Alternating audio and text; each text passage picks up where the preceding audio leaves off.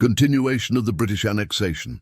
Enjoy as it flows. One of the problems that the British authorities in Lagos experienced after Lagos became a British colony in 1861 was the restrictive commercial policy of the Ijebu. Located to the northeast of Lagos, the Ijebu refused direct commercial contact between Lagos and the Yoruba states in the interior, as they adopted a middleman role on the routes that traversed their country.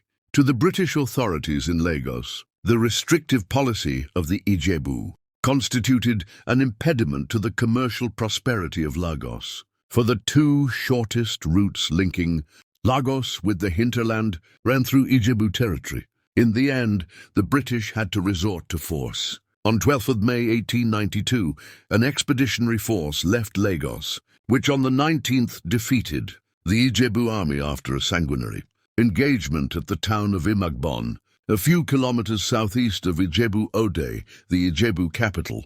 The next day, 20th May, the force entered Ijebu-Ode without further opposition. Our areas of interest in this article are the two Ijebu towns of Ipi and Ikorodu, both of which are situated on the Lagos Lagoon. Ikorodu is located in the western portion of the Ijebu country, a general area locally referred to as Remo. Ikorodu was the southern end of the two Ijebu routes that linked Lagos and the hinterland. The southern end of the other route branched into the towns of Itoikin, Ejinrin, and Epi. The indigenous inhabitants of Ipi are a mixed population of Ijebu and Lagos elements, respectively referred to as Ijebu Ipe and Eko Ipe. The Eko Ipe were originally Lagos immigrants who accompanied Kosoko to Epe when he was ejected from the Lagos throne by the British in December 1851, after 1862, when Kosoko was allowed to return to Lagos by the British authorities. The Eko Epe came under the protection of the Lagos government and acting as some form of fifth columnists in the Ijebu state. Indeed, Eko Epe leaders, notably Brimo Edu, provided logistic support for the British expeditionary force en route the Ijebu campaign of May 1892.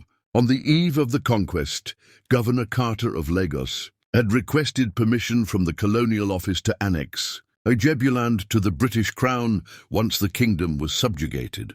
According to him, the Ijebu were a most depraved society in dire need of the enlightenment of Western civilization. But Carter's request was rejected by the home government on the grounds that annexation might arouse the suspicion and hostility of neighboring states to the Lagos government. Consequently, after the conquest, Carter was only permitted to station a garrison at Ijebu-Ode for peacekeeping operations on the routes. Nevertheless, the idea of territorial annexation remained dear to the governor's heart, and he soon found a pretext for action. Please like, share, and subscribe for more.